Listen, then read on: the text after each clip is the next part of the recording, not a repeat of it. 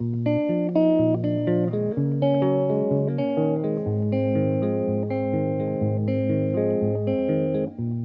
you're born as a threat, you'll always be less than. That's how they justify killing them. An engine of death and probably a piston in a hateful machine, powered by greed, generated by shame.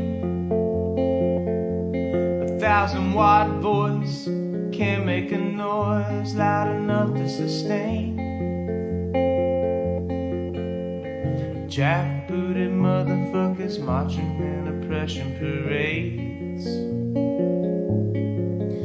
and a cop can't cop enough. Gotta cop, gotta get paid. Gotta beat 'em up, lock 'em up, use the blood to paint a red state.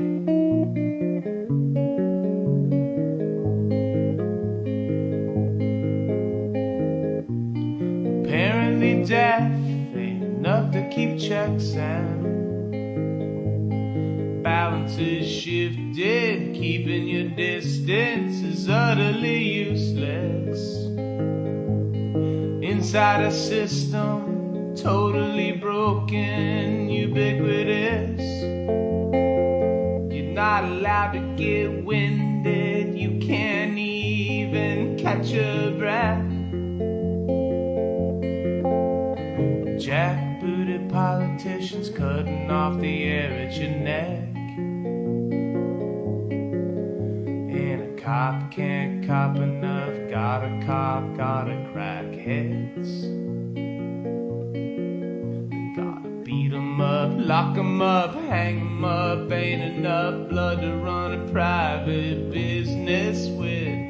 Gotta kill kids, gotta get shit twisted. Animals don't deserve to live in their institutions.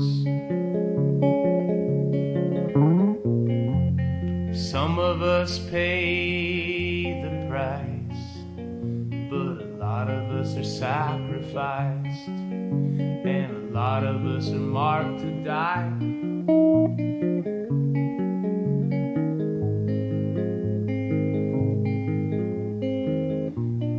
Born as a threat, your freedom's a contest, and they won't let you win it. A knee on your neck, you're facing the pavement. You got your hands in the air, but a bullet don't care what you didn't do. Fairness is scarce, mothers are scared, we ought to be too.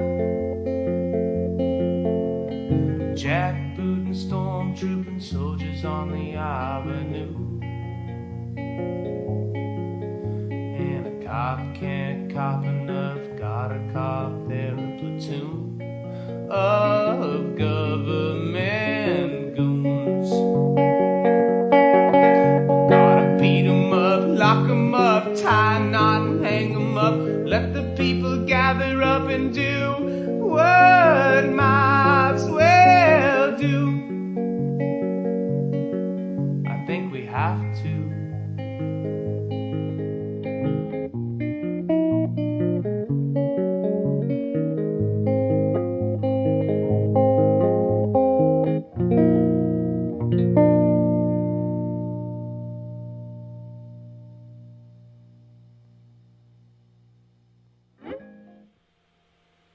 Hey, good evening, everyone. My name's Dan Whitfield. I'm the independent candidate running for United States Senate here in Arkansas. I'm sorry I'm doing my weekly live stream Q&A on a Sunday instead of a Saturday. We got kind of held up yesterday, so I was not able to make it. So we are going to do our Q&A tonight. It's about 6 o'clock. We have a few updates for our court case, and then we can talk about those. If you guys want, we can talk a little bit about COVID-19 and where we stand right now as a state of Arkansas, because I believe we're in the top 10 states for the worst COVID-19 exposures right now. So we can talk a little bit about that. If you guys have any questions, make sure throughout this live stream you ask me any questions you have. I'll answer as many as I can. I'll keep going back and forth between Facebook, Twitter, and YouTube to make sure that I do get to all of the questions to talk with you all. Hey, thank you, Dennis, for joining us. I appreciate you taking the time out of your evening. So I hope you all like my tie. This is two ties tied together. How cool is that? It's actually really not cool at all. I just thought it would be funny for all the haters that have been talking about my ties. All right, so updates, where we've been with our court case. So yesterday I actually went and I met with my lawyer. I drove all the way down to Tulsa, Oklahoma, and we met him for lunch. We had lunch, talked a little bit about our case, where we stand. Of course, I thanked him for all of his hard work and all of the amazing things he's done for us for our case. Where we are right now. So we have filed our reply brief, and we have had our reply brief approved. And on Monday morning, we will have our 10 copies of our reply brief sent out to the courts, and then we will be set. And that's all we can really do until our case is heard in front of a panel of judges. Now, since our case has been approved for oral arguments, and oh man, I want to make sure I don't mess my two ties up.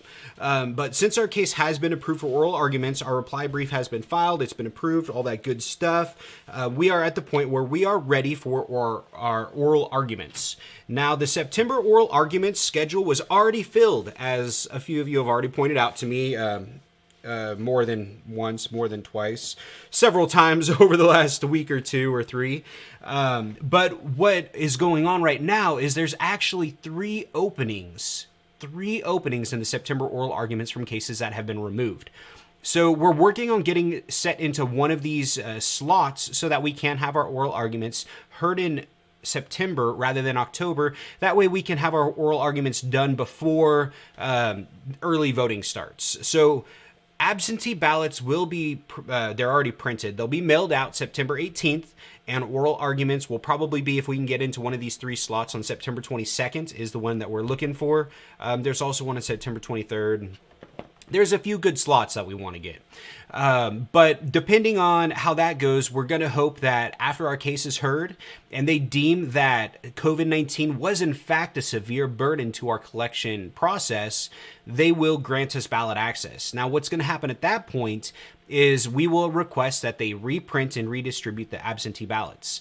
We won't, even though they'll be mailed out, you actually can't mail your absentee ballot back in. So you don't have to worry about having to, have already mailed it in and then having to mail in another, double voting or anything like that. Now, if they won't reprint the absentee ballots and remail them out, which they could do, it's really not that hard with technology. They could have the ballots reprinted in a matter of probably 2 days, and they could have them distributed in probably a matter of about 2 days. But if they won't do that, then we may push for a special election where, as long as we can get our, I think what my lawyer had said, what they've done in the past is, if they do a special election but early voting has already started before our oral arguments, then the votes that are already cast before the special election is determined will be counted the way that they were cast. So if you vote for, say, Tom Cotton before our oral arguments, if they got pushed back to October, then your vote would still count for Tom Cotton during the special election. But special elections have happened before. Of course, it's rare, but these are really rare circumstances that we're in. So we're doing everything we can to get on the ballot because we know we're going to beat Tom Cotton. I'm sure y'all saw the recent poll that just came out. I think Biden was polling at 49 and Trump at 45. Those are pretty good odds. So it's showing people are ready for change here in Arkansas. We can flip this state blue. We can remove the GOP's blood red extremist control and start to take our state back from these corrupt people who have sold our state to special interest donors. So, hey, Annie, how are you doing? Thank you for joining us. But that's kind of where we're at with our ballot access. So we're hoping to get onto the September oral arguments. My lawyer's going to do everything he can tomorrow with the clerks to get us into that schedule, into one of the removed slots. Now, we're just going to keep going and going and going. What do I think about Cottonmouth for SCOTUS? Oh my God. I cannot imagine Senator Tom Cotton as a member of the Supreme Court. And just to state that he has actually already talked about how he would rule on case law if he were in the Supreme Court means he's already predetermined on what he wants to do. We really can't let that happen. It's terribly scary. Unfortunately for the Supreme Court, there are no qualifications. Anybody can be on the Supreme Court. They just have to get nominated by the president, and then they have to be confirmed by the Senate. And if the GOP holds the majority in the Senate, Tom Cotton can become a member of the Supreme Court. So that's a really scary, wow. I really hope that doesn't happen. We can hope. And I was really disappointed to see that he would even be an option because he's a very extremist person. So let me see here. And if y'all have any more questions, of course, feel free. I moved to Mexico. I don't know. We were thinking like Canada or New Zealand or somewhere a little bit more green than Mexico. Well, let's see here. I'm going to go through, so that's where we're at with our court case. We are still pursuing ballot access. We are not giving up. We have a very, very strong case. Our case is so strong that the Attorney General is doing everything they can to delay our case because they know we're going to win. Yeah, and actually it's hard in Christina. The video where I spoke with the Klansmen from Maryland in Harrison, Arkansas, the first gentleman you hear at the beginning of the video who says, that we love cotton around here, that wasn't the Klansman. That was a different gentleman who lives in Harrison. That was the gentleman with the white shirt on where he wrote with a marker a picture of a black person with a line going through it and "Don't let the sun go down." That was the guy who said we love Tom Cotton, not the Klansman. And I'll definitely say not all Tom Cotton supporters are white supremacists. Absolutely. There are some good people who support Tom Cotton that might just not understand what's going on. But I'll tell you, all white supremacists support Tom Cotton. That's for sure.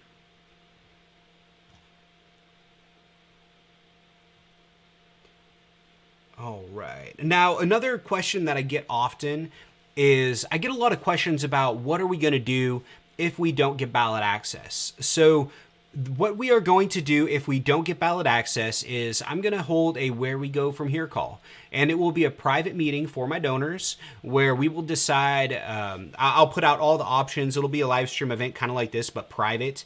And we'll talk about what our different options are at the federal level, at the state level, what y'all want me to do, what I can do at the different levels for Arkansans, and I will let y'all decide where you want me to go from here.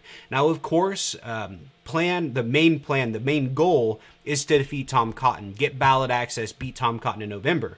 All we have to do is get ballot access, and it's done. It's a sealed deal. So that is our main goal, and if we don't get ballot access, then that's when we decide where we go from here. And that's when I will reach out to my donors, my supporters, and we'll hold private meetings and figure out what y'all want me to do.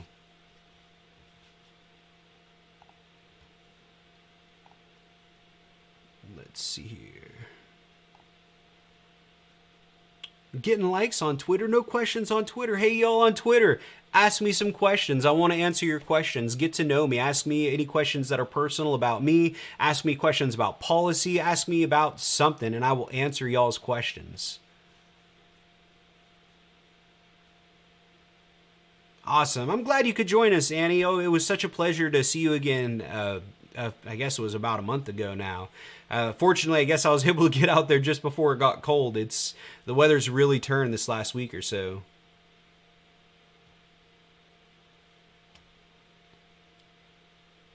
Let's see. And yeah, sorry, I decided no suit today, no vest, no tie. Besides my little two-tie thing for all the haters out there. I love my haters. They give me all that good energy that I need. And yeah, I didn't put gel in my hair or anything. yesterday. So yesterday, I took my lawyer out to lunch, and we talked about the case. After that, my wife and we did a date night. We went to Cheesecake Factory. It was super awesome. Oh man, we hadn't been to a Cheesecake Factory in a long time. And it just happened to be where we had our first date. So the closest one is in Tulsa. That's why we were unable to do our live stream last night. I apologize, but I'm glad I'm able to be with you all here tonight. So, oh, hey, Aunt Mickey. I hope you're doing well.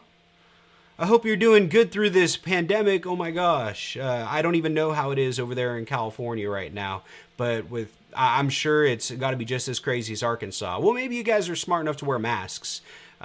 We actually have been having an anti-mask problem here in Arkansas, and that's why we're number 10 right now in the top COVID states in America. We're number like 40 in education, 40-something in income, 40-something in healthcare. Everything we're ranked really low. But hey, when it comes to COVID cases, we're ranked pretty high. Go figure. Hey, Isabella, thank you for joining us.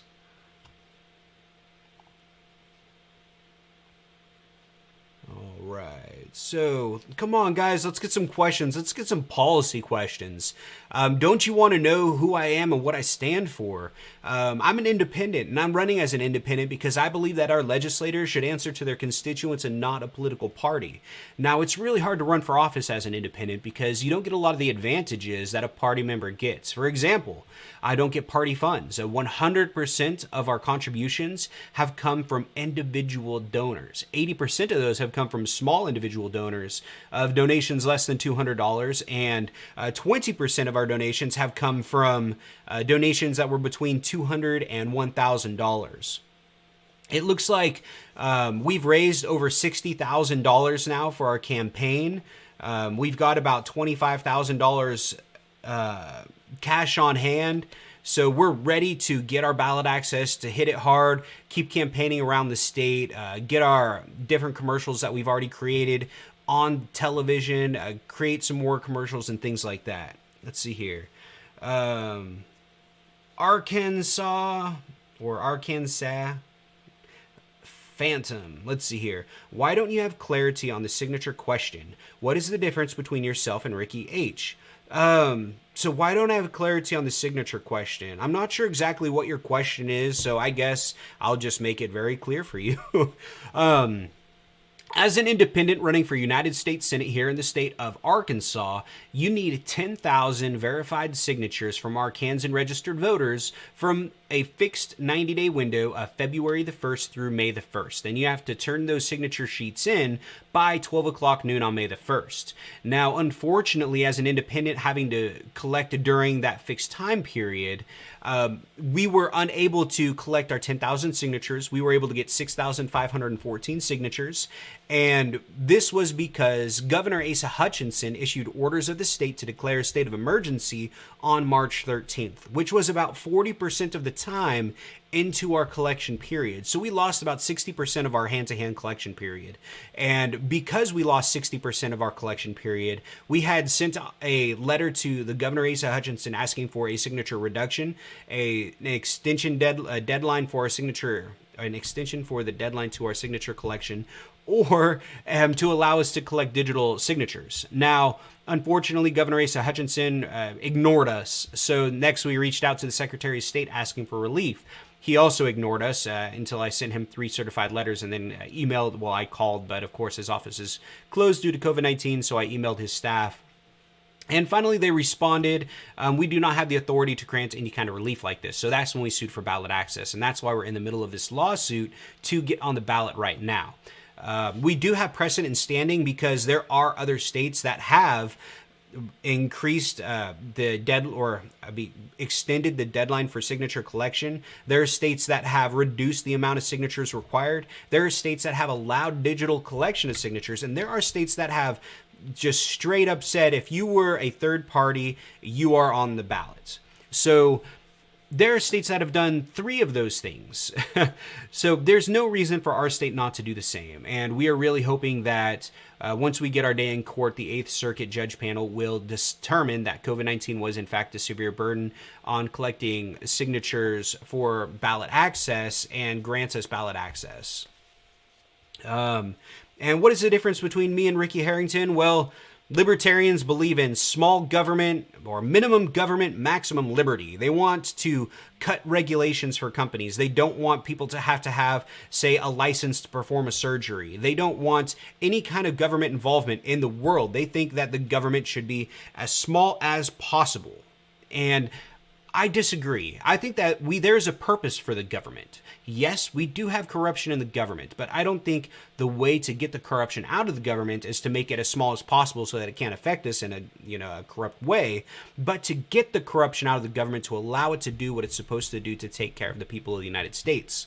That's one of the big differences. I support Medicare for all. He does not support Medicare for all. I don't really want to go into a big, what's the difference between me and Ricky Harrington, but he's a libertarian and I'm not. I believe a representative should answer to their constituents and not a political party. Whereas to run as a libertarian, you have to sign a contract.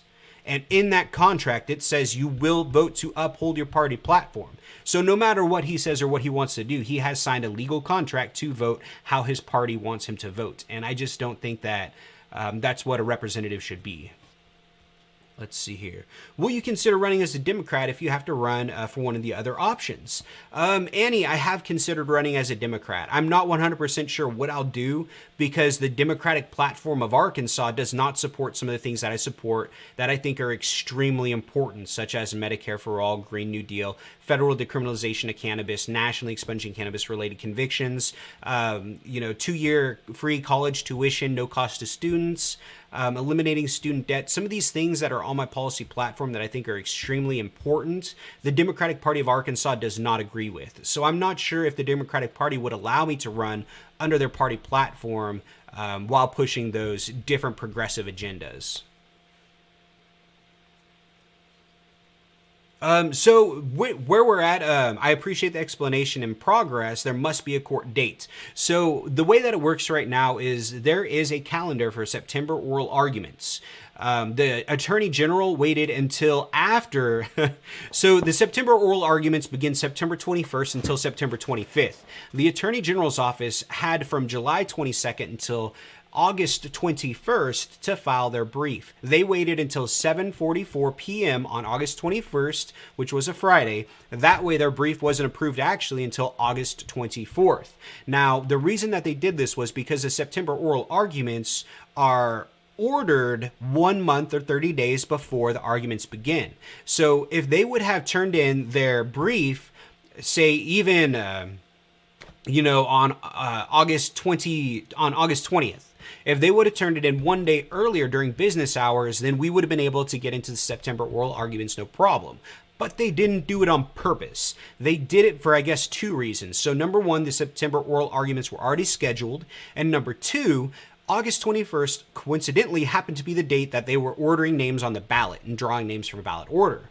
So by pushing it back to having their brief approved on August 24th, they already had the September oral arguments set in stone.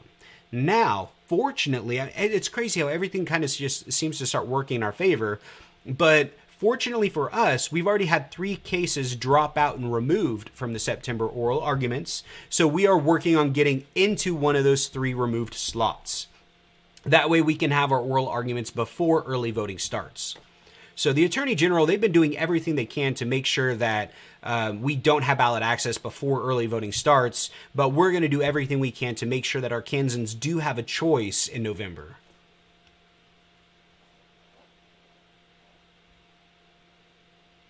Oh, yeah, thank you. And here, if you actually go to danwhitcongress.us/policy. How did I spell it right? danwhitcongress.us/policy. Man, these little keyboard sticky things that keep them clean are super hard to type through. All right. You should just be able to click that link and it'll take you straight to my policy page. Now, I did add as many little videos and clips from live streams and things as I could about each policy stance, but each of those videos may not cover everything that I have in my actual text. So you can watch the video or you can read the text for the more full information on my policy stances.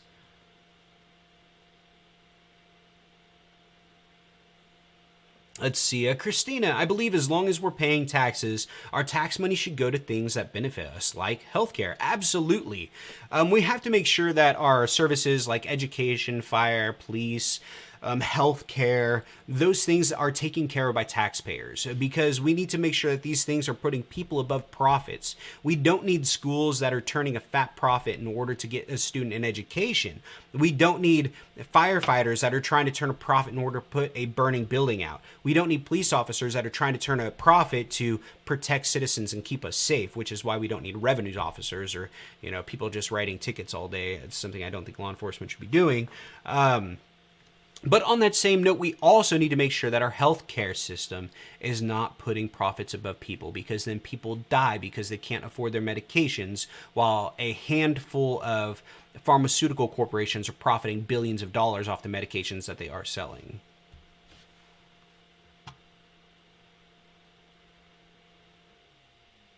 So let's see, practical deadlines for published ballot and early voting for my inclusion. So it's hard to say what a practical deadline would be, because there are different scenarios that could play from our hearing. They could just straight up say, you need to put Dan Whitfield on the ballot and you need to reprint the ballots and redistribute them. They could say, you need to put Dan Whitfield on the ballot for a special election next spring, where we vote on it next spring, that one issue for U.S. Senate. There's different things they could do. They could say, you know what, Dan Whitfield, COVID-19 was a severe burden. Having to collect 10,000 signatures in a 90-day window, that is unconstitutional. And because a U.S. president independent candidate only needs 1,000 signatures and has an unlimited gathering time, it is unconstitutional due to the equal protection clause that a U.S. Senate candidate in the same statewide race should have to collect 10 times as many signatures with that fixed window. So we will deem it unconstitutional, and for the future U.S. Senate candidates, you will only need to match the U.S. presidents. So there's a bunch of different things that they could do. They could rule in our favor, but say there's nothing we can do for you in your particular race, but we'll take precedent for the future. So I'm not sure what they're going to do yet. It's hard to say. If we can get into one of these slots, there is an option for really good panel of judges, and we're hoping to get the good panel of judges. And if we get them, there's no way to say exactly what's going to happen. I'm going to keep pushing my campaign. I'm going to keep doing, everything I can to beat Tom Cotton until, I guess, early voting starts. But again, if we don't get into September oral arguments, but we do get into October oral arguments, it's hard to say. Because what if we have our oral arguments on October 21st and then they say, well, we're going to hold a special election? So it's just really tough, right now to be able to predict the future. Let's see. And thank you for coming on here and asking me questions. I do appreciate it. Let me see. All right. So, Arkansas Phantom is what I'm going to call you. Thoughts on legislative into Citizens United decision fighting the emerging kleptocracy and the government. So, of course, I am all for overturning Citizens United. I think that one of the roots to evil in our government and what led to the corruption that we're seeing today was bringing a financial incentive and allowing billionaires and corporations to influence our legislators. That's really what destroyed our country and changed our representative republic democracy into an oligarch, a kleptocracy. So it's really tough. Exactly what do we do about it? What we need is, number one, we need campaign finance reform. We have to make sure we overturn Citizens United and we no longer allow special interests to bribe our politicians so that when they do get into office, they owe their loyalty to the special interest donors rather than to their constituents. Personally, I think that we need to end congressional lobbying. We need to make sure that our legislators, our elected officials, as soon as they take office, they liquidate their portfolios. That way they can't own stock in a company that they have to vote on a law that can either make them money or cost them money. We have to remove financial incentives. There's a bunch of different things that we can do. We can also do, of course, ranked choice voting is very, very important. If we start getting into ranked choice voting, then rather than choosing a lesser of two evils, we can actually choose a candidate that we like a lot, that really follows a platform that we want our elected representative to follow, but they may not be as electable, but we can still vote for them and then have a second choice for someone who we don't really like so much, but they are more electable. And by having ranked choice voting, we can get rid of the lesser of two evil scenario that we're facing, what seems to be every single election cycle right now. And on top of that, federally funded elections is extremely important. When 86% of the time, the candidate with the most amount of money and the most campaign funds wins an election, there's a problem. We need to make sure that elections are federally funded. We also need to remove a lot of incumbent protections. A lot of people don't know, but say a United States senator who's running as an incumbent actually gets $1 million from our taxes in free mail-out advertising and mail-out campaigning. So things like that we can put an end to, save ourselves some money, and take away the advantage that incumbents have. Of course, term limits are also really important. It shouldn't be a career to be a representative, to be a legislator. It should be a duty that you serve as a contributing member of society. And then after you finish your duty to your country, then you go back to being a contributing member to society. It's very simple. That's what it was supposed to be. It was never supposed to be a career like it is today. A lot of the blowback I get from that is, well, what about the wisdom? What about the knowledge gained by legislators that they learn throughout the process in their career? Well, it's very simple. If an incumbent loses an election or they've termed out, then require them to allow their new replacement to shadow them for 6 months, show them the ropes, teach them how to do it, and make that part of their responsibility as an elected official. Let's see here. Is there a list somewhere of what corporations own what members of Congress? So, let's see here. I'm going to put out Open Secrets.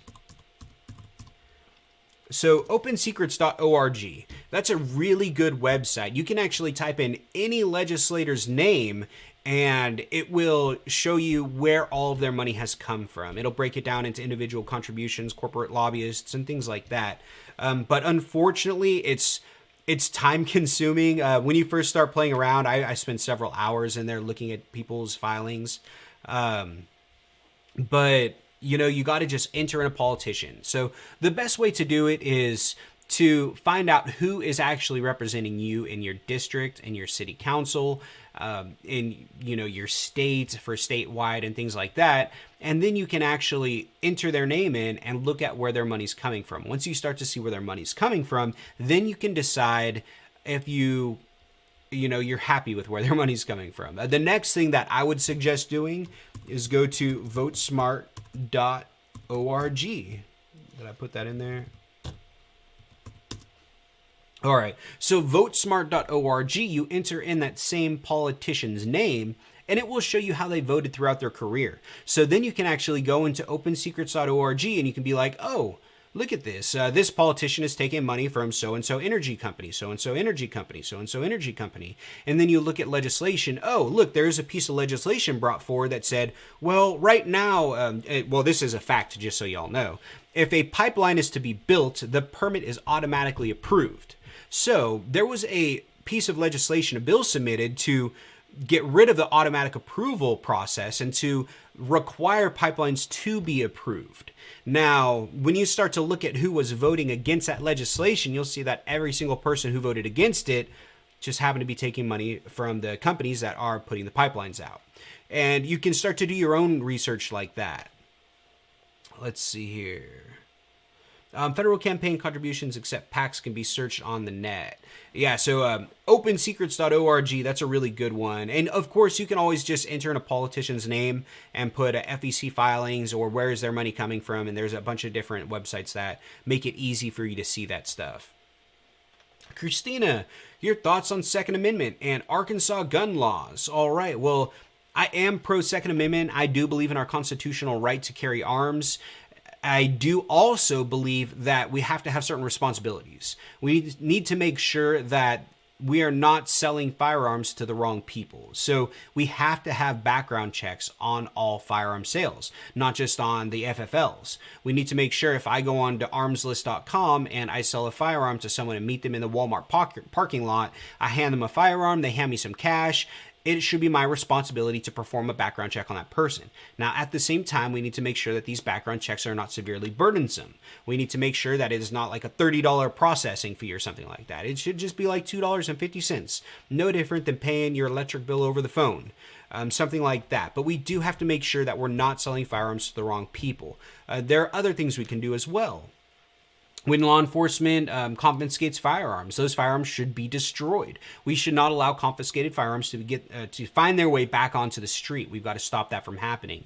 We need to make sure that we need to reinstate the Second Amendment rights, the constitutional rights of American citizens that are law-abiding citizens, have broken no laws, but simply got a medical marijuana card.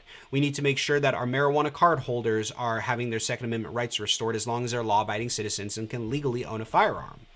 But I mean, I guess that's kind of as far as I go with Second Amendment where I'm at. Didn't Cotton get money from Israel before he made... Yes, he did. So actually, in 2014, Tom Cotton took around $1 million from a pro-Israeli PAC. And since he took $1 million from them, he's actually voted to give them more than $30 billion in aid, which is a huge conflict of interest. And I mean, that's just as like straight bribery as I can even...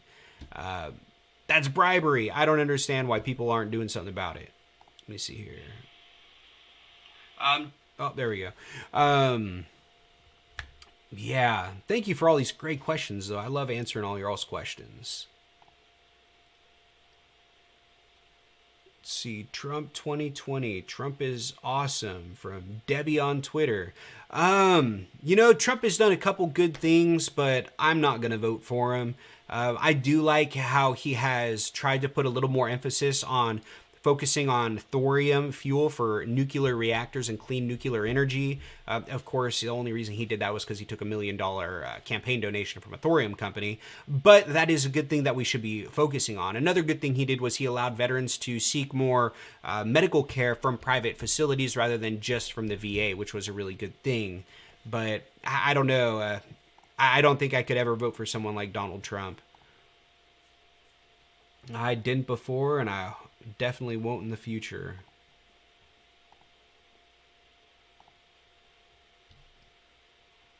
Let's see here. Oh man, I shaved yesterday. I did not shave today. Now I'm seeing it. Are there any more questions or anything? We're about 37 minutes in right now, and I just don't have a whole lot of updates, unfortunately. Not a lot has been going on.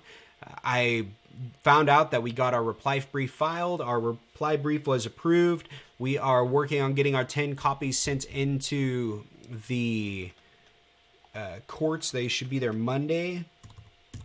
What I'll do, I would actually like for y'all, if you have just a few minutes, oh man, more than just a few minutes, I guess it's going to take about 10 minutes. Read our reply brief. It makes such a good case. My lawyer has done an amazing job. You can see how good our case is through our reply brief, and I'll put a link to it in the comments here.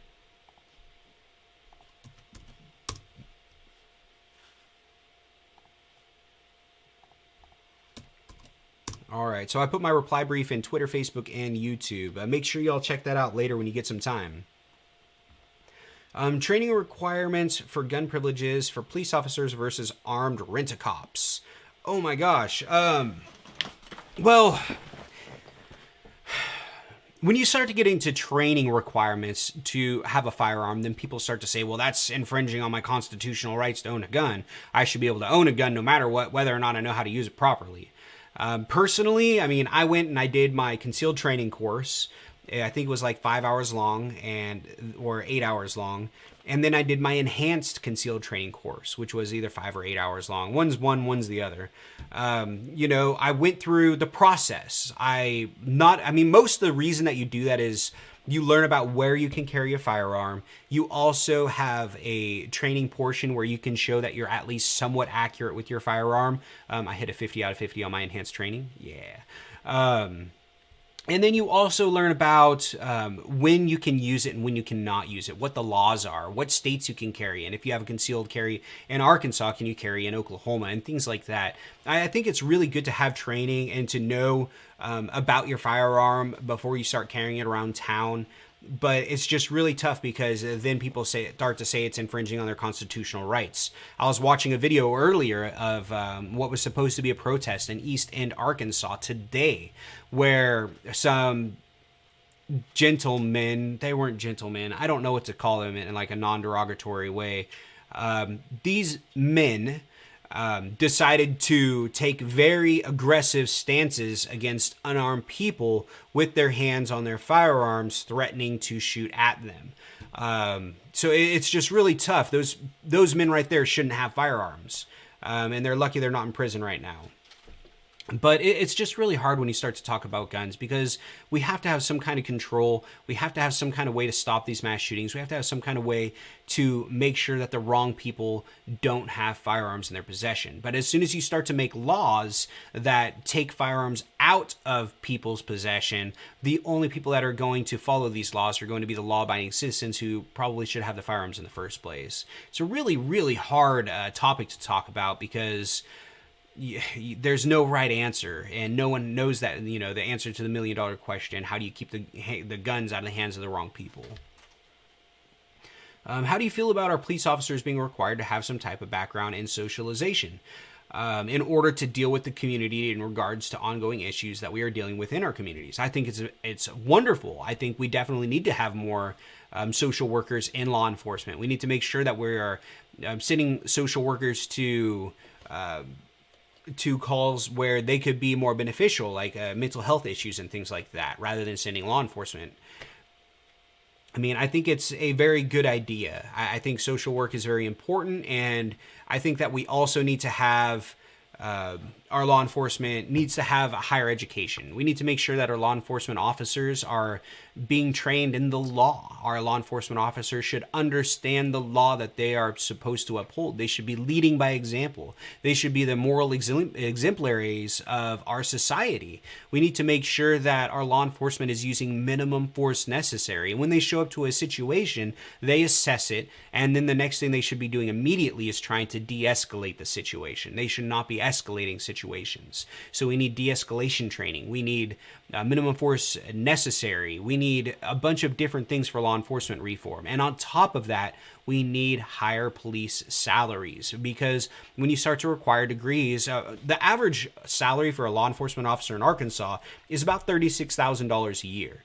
And it's really, really tough we have some really amazing police officers, but there's also bad eggs. And it's really hard to get the right quality of law enforcement when these people have to get up in the morning. They've got to kiss their kid, kiss their wife, say, "All right, honey, I'm going to work," or "All right, babe, I'm going to work," whatever you say to your husband or wife. And they don't know if they're going to come home that night. It's a very high risk job where you never know which day is going to be your last.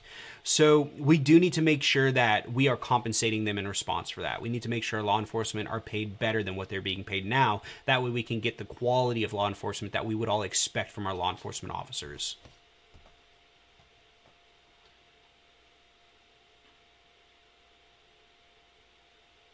Oh, thank you for joining us, Casey.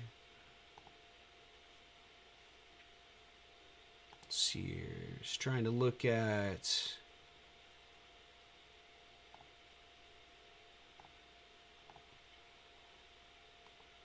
some of these questions here. All right. So yeah, I got a reply brief on there. Make sure you do check out a reply brief. And then, all right.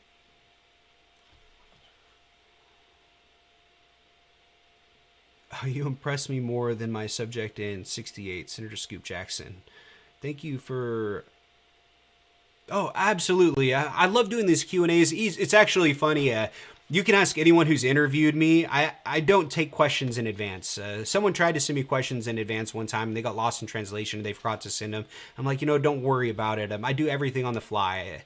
I don't need to prepare my answers. I mean, what I have to say is in here, and I will always tell y'all what I'm thinking and be honest with you guys. And that's just what I think a representative should be. We should have people that listen to us, that answer questions truthfully from their heart and not canned questions and canned responses and things like that. What, honey? Yeah, I don't see any more questions right now.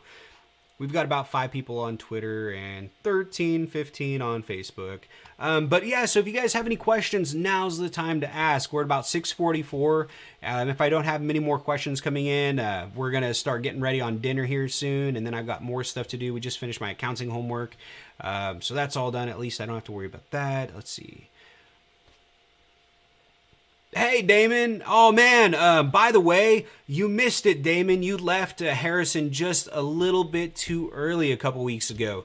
Because after you left, and after I stopped live streaming, the militia, they actually came over and we hung out for about an hour and just BS'd and talked. And it was really good conversations. It was. So Arkansas Phantom, you're asking for the sites for donations. So because I'm stuck in my ballot access limbo right now in the legal process, I'm not soliciting donations. If you want to donate, there are donate links on my website, but I'm not actually asking for donations at this point. We've got money in our account. We're ready to go as soon as we get ballot access. We honestly need about $450,000 more dollars if we get ballot access so that we can start to get some TV commercials like Cotton's going to have. And I would love to keep building donations, but there are some people out there that are saying I'm scamming people, manipulating, and I'm a grifter and stealing money and things like that. And that is not what I want to come off as. So I won't solicit donations. We're still taking donations. And if we get ballot access, then I'm really going to be asking for donations because we're going to have a short amount of time to raise hundreds of thousands of dollars because I haven't been raising actively for the last month or so. But if we don't get ballot access, then what I will be doing is I'll be holding a meeting with all of my donors to decide what to do with our donations, whether we roll them into a federal campaign, whether we, there's going to be several different options. So I will talk about that with my donors when the time comes, if the time comes.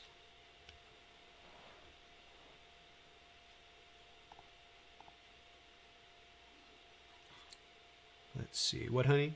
You can talk. No? Done? All right. Well, she's ready for dinner. So let's go ahead. And thank you guys so much. I appreciate you all too.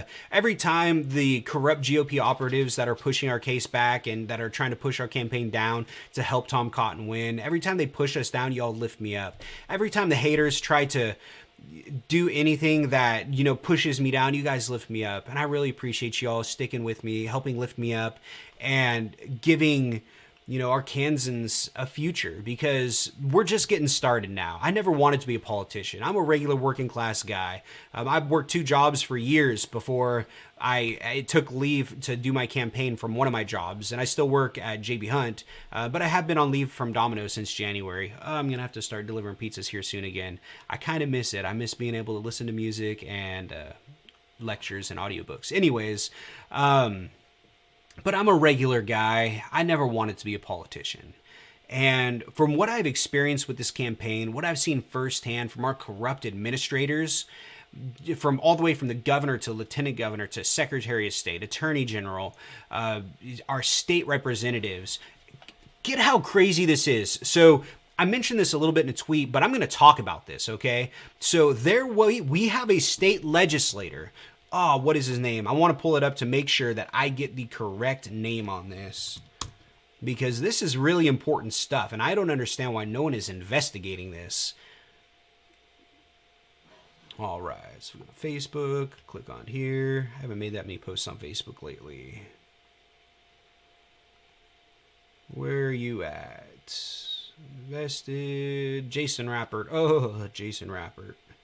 If anyone's in Harrison or near Harrison, please go to that sermon tonight from Jason Rappert, where he said he is going to do a sermon entitled 2020 Election Sermon, The Duty of Christian Believers. I'd love for someone to live stream or record that so we can get the content out of it. All right, where is this guy at? I just want to get his name right. I think it's Trent something or another. But it's very important what happened and the series of events that took place to try to help Tom Cotton run unopposed. All right. So let's see. So not Bart Hester. Bart Hester is a huge Tom Cotton fan. He actually has been quoted saying Tom Cotton was his idol. And let's see here. And he submitted what's called the Cotton Bill, which was Arkansas Senate Bill 803, which allows a sitting elected official to run for president of the United States of America so that Tom Cotton can be a U.S. Senator and run for president at the same time. That was Bart Hester. He did that for Cotton, let's say. And Tom Cotton, when Tom Cotton was asked if he asked Hester to submit the bill, he said, he didn't wave me off, but certainly didn't say, go pass the bill. So, yeah, let's see. And 10% of Bart Hester's Twitter feed since January the 1st has been Tom Cotton retweets. Here we go. All right. So, Arkansas Senate Bill 163. It was submitted by Trent Garner, who once worked for Tom Cotton and considered him his idol. And so, someone who used to work for Tom Cotton submitted a bill basically removing the 10,000 signature cap for third parties to get ballot access. So it raised the signature requirement from 10,000 signatures to 26,746. Now, this guy used to work for Tom Cotton, says Tom Cotton's his idol, and he tried to make it harder for third parties to get on the ballot for 2020 elections. Now, what's terrible about this is at the same time, when he submitted this bill, he already knew about the dirt on the Democrat. He knew they would be able to push the Democrat off the ballot and then tried to prevent third parties from getting on the ballot. We know this because the information, the damaging information that they had on Josh Mahoney was verified by two of our state legislators, one of which happened to be Trent Garner. So Trent Garner got the damaging information on the Democrat, verified it was accurate, sat on that information, and a short while later submitted a bill to remove the signature cap to make it 3 times harder for third-party candidates to get ballot access. Dude, this Trent Garner guy, there should be an investigation into using an elected position to try to help manipulate an election.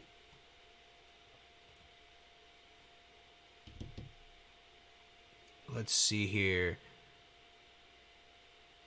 So that's very interesting. I don't know why more people aren't talking about that. Oh, thank you, AJ. Yeah, we'll have a nice dinner. I think we have frozen salmon.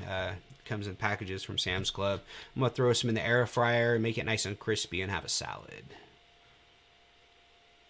So yeah, Trent Garner, very interesting stuff. I don't understand why we're allowing people to manipulate our elections like this with no consequence. It's very interesting stuff to me. So let's see. Yeah, an NRA, I don't need the NRA to tell me that I have a constitutional right to own a gun. I can own a gun and not be a fan of the NRA. I don't get that whole NRA thing. They just bribe legislators like every other corporation. All right. So, I'm not seeing any other questions in here. Oh, thank you, Annie. I appreciate you so much. You are one of the best. And yeah, when we are trying to make change, they will do everything they can to stop us. But as long as we don't give up and we keep on fighting, eventually we will get the change that we want and that we need. All right. Cool. So we're at about 6:53. I'm not really seeing any other questions on here. I will give you all another 1 or 2 minutes to ask questions. And it is a gun lobby. That's exactly what it is. We need to get rid of lobbyists and prevent lobbyists from bribing our legislators into voting on legislation that hurts our constituents or that goes directly against what their constituents want in exchange for financial contributions.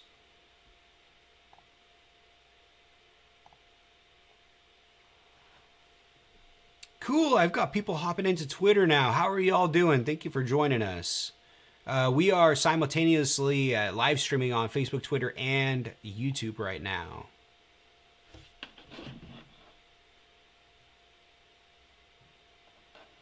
All right. So my name is Dan Whitfield, and I'm the independent candidate running to unseat and replace Tom Cotton for the United States Senate in Arkansas. Basically, we are fighting the machine. We are we're raging against the machine at this point, and we're doing everything we can to make sure Tom Cotton does not get reelected, because if he does get reelected, then in 2024, he's going to run for president of the United States of America, and that'll be one of the most scary dystopian futures I could even possibly think of. Oh my gosh. So we're not going to give up. We're going to do everything we can to make sure Tom Cotton does not win this election. Now, I guess there's one other thing I can address real fast while I've got some of y'all here. I do get the question somewhat often, actually not that often, but every once in a while people ask me, will I endorse Ricky Harrington, who is a libertarian? And my answer is this: I am not going to endorse Ricky Harrington. Wow, why did I just get something in my throat? I am going to give him the opportunity to use my platform if I do not get ballot access. So if I do not get ballot access, I will give Ricky a call and I will give him the opportunity to come on one of my live streams and do a Q&A with y'all, where we will talk about policy and I will have him answer any questions that y'all have, and y'all can make up your own minds. If you like him, you can vote for him. If you don't have to. That's up to you. I will never ever tell someone how to vote, and I hope nobody tells me how to vote, although they do all the time. But I will not tell y'all how to vote. I will give him my platform and give him the opportunity to come out and earn y'all's votes. So that is something that I will do for him if I do not get ballot access.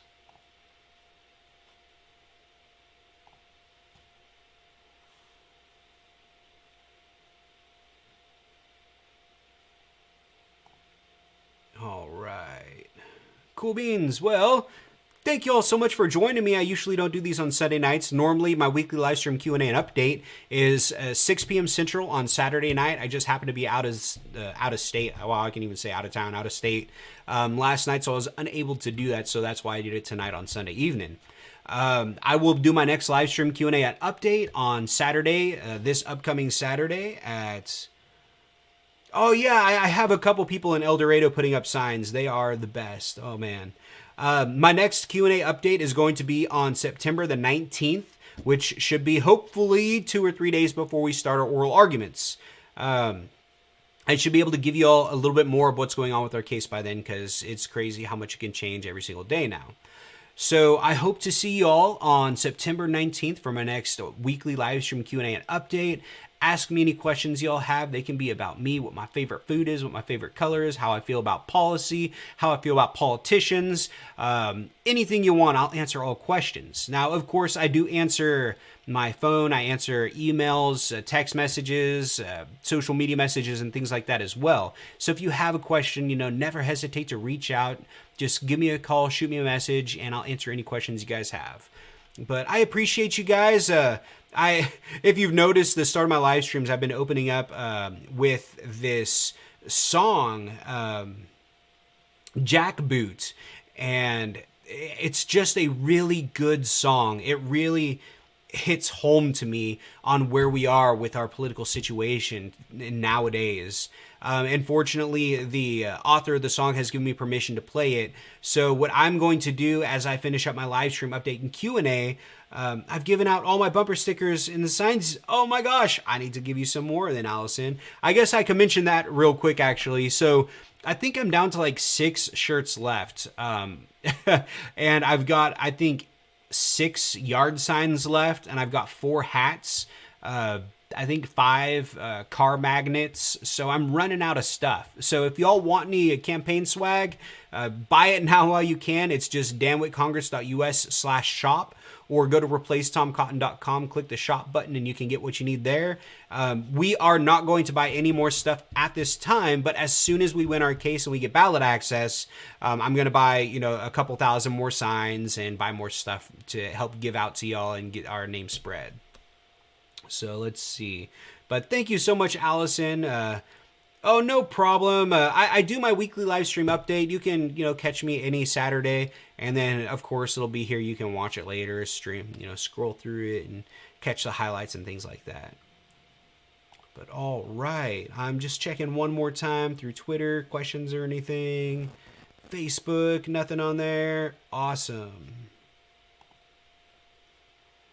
All right. Well, hey, thank you guys again so much for joining me on your Sunday evening. My name's Dan Whitfield. I'm the independent candidate running for United States Senate here in Arkansas to unseat and replace Tom Cotton. I'm going to go ahead and play Jack Boot out as an outro for y'all. And I hope if you have like just 4 minutes, listen to these words. They'll get into your soul. This is a great song. And I just want to say thank you guys so much for your continued support. I'm really looking forward to being able to represent such amazing people like you in the United States Senate, and I will do everything I can to make you proud and to take our country and our government back from special interest donors and to return it to the people. So may God bless you all, and may God bless America.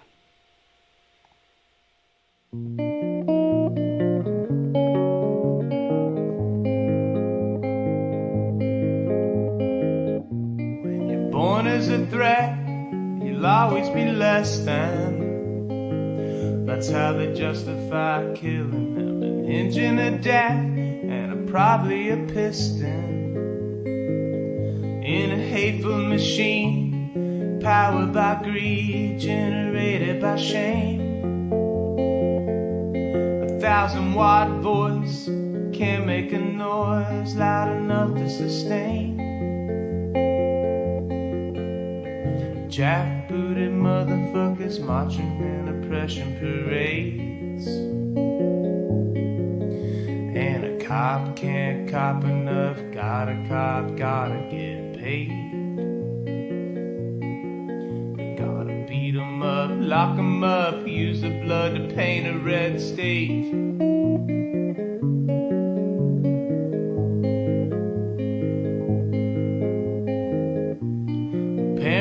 Death ain't enough to keep checks and balances shifted. Keeping your distance is utterly useless. Inside a system totally broken, ubiquitous. You're not allowed to get winded. You can't even catch your breath. Jackbooted politicians cutting off the air at your neck, and a cop can't cop enough. Got a cop, gotta crack heads.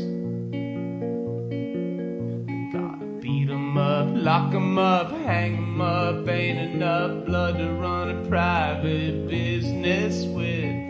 Gotta kill kids, gotta get shit twisted. Animals don't deserve to live in their institutions. Some of us pay the price, but a lot of us are sacrificed, and a lot of us are marked to die.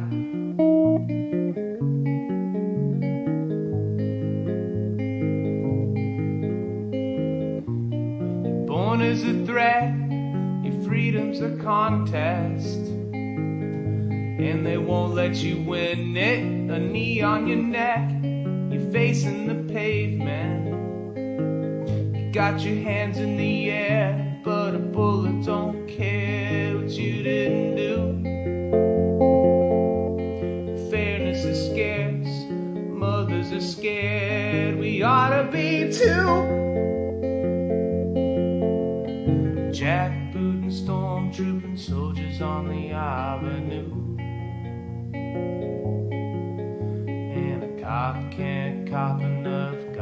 cause.